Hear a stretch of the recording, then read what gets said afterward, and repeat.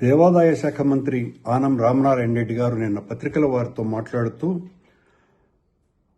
జగన్మోహన్ రెడ్డి గారు మొన్న తిరుపతిలో జరిగినటువంటి దుర్ఘటనలో క్షతగాత్రులైనటువంటి వాళ్లను పరామర్శించడానికి రావటానికి ముందే వైసీపీ నాయకులు ఆ క్షతగాత్రులకు 18 మందికి డబ్బులిచ్చి చంద్రబాబు గారికి వ్యతిరేకంగా తిట్టమని చెప్పారు అని చేసినటువంటి ఆరోపణ ఎంత దారుణంగా ఉందంటే, మీ నిర్వాకం వలన 6 మంది మరణానికి గురైతే దానికి నైతిక బాధ్యత వహించి రాజీనామా చేయవలసినటువంటి స్థానంలో ఉన్నటువంటి మీరు జగన్మోహన్ రెడ్డి గారి మీద ఈ రకమైనటువంటి ఆరోపణ చేయటం ఒక సీనియర్ రాజకీయ నాయకుడిగా మీ స్థాయిని ఎంతగా దిగజార్చిందంటే, రాజకీయంగా ఇంత హీనంగా కూడా మాట్లాడగలరు మీరు అని నిరూపితం చేసుకున్నారు. రామనారాయణ రెడ్డి గారు చనిపోయినటువంటి వాళ్ళ పట్ల సానుభూతి కూడా లేకుండా అంత తొక్కిసలాటలో మరణించినటువంటి వాళ్ళ బంధువులు, అలాగే వాళ్లల్లో కూడా క్షతగాత్రులు ఉన్నారు. మిగతా క్షతగాత్రులని ఎంత దారుణమైనటువంటి రీతిలో మీరు అవమానించారు.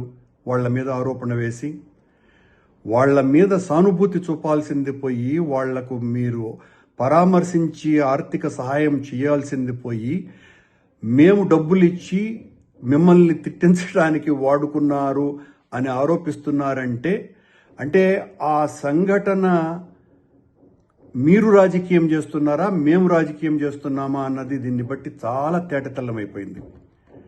అంటే మీకు క్షతగాత్రుల మీద కూడా సదభిప్రాయం లేదు. చనిపోయినటువంటి వాళ్ళ కుటుంబీకులు అందులో ఉన్నారు. వాళ్లను గురించి మీకున్నటువంటి అత్యంత నీచమైన అభిప్రాయం, వాళ్ళు డబ్బులు తీసుకొని చంద్రబాబును తిట్టినారు. ఇది మీ ఆరోపణ. ఇంతకంటే దారుణం మరొకటి ఉన్నదా? ఈ మొత్తం ఎపిసోడ్లో వైసీపీ నాయకులు లేకపోతే మేము కానీ ఎవరూ కూడా మీ పాత్రకు సంబంధించి ఏమీ మాట్లాడలేదు కాబట్టి, తద్వారా మీరు నా అస్తిత్వం ఎక్కడ తగ్గిపోతుందోనని ఈ రకమైనటువంటి ఆరోపణలకు దిగినారేమో అర్థం కావటం లేదు. క్షతగాత్రులను అవమానపరచటం, చనిపోయినటువంటి వాళ్ళ కుటుంబీకులను అత్యంత నీచంగా భావించటం, ఇంతకంటే దారుణం మరొకటి లేదు. అలాగే మేము అక్కడికి వచ్చినప్పుడు జగన్మోహన్ రెడ్డి గారిని అక్కడికి ఆసుపత్రికి రాకుండా చేయటం కోసమని అడుగడుగున ఆటంకం కలిగించింది మీ ప్రభుత్వం. దారిలో ఒక మాజీ ముఖ్యమంత్రిని అడ్డుకోవటానికి ట్రాక్టర్లు అడ్డుపెట్టి ఇంత నీచంగా వ్యవహరించింది మీ ప్రభుత్వం. ఇంతకంటే దారుణం మరొకటి ఉన్నదా? మీరు ఎన్ని రకాలైనటువంటి దుర్మార్గపు చర్యలు చేశారో జగన్మోహన్ రెడ్డి గారిని అడ్డుకోవటానికి. జగన్మోహన్ రెడ్డి లాంటి ఒక ప్రజానాయకుడు వచ్చినప్పుడు పోలీసులు కనీసమైనటువంటి భద్రత కూడా ఇవ్వకుండా, మేము ఆసుపత్రిలో పరామర్శించడానికి వస్తే పవన్ కళ్యాణ్ ఉద్దేశపూర్వకంగా ఆసుపత్రిలో దాదాపు 2 గంటలకు పైగా అక్కడ ఉండటం, జగన్మోహన్ రెడ్డి గారు వచ్చినారని తెలిసినప్పటికీ కూడా కావాలనే ఆయన్ను ఆసుపత్రిలోకి రానివ్వకుండా చేయటం కోసమని తన ప్రోగ్రామును మరింత పొడిగించుకోవటం, ఇవన్నీ మీ కళ్ళకు కనపడలా. అట్లాగే నిన్న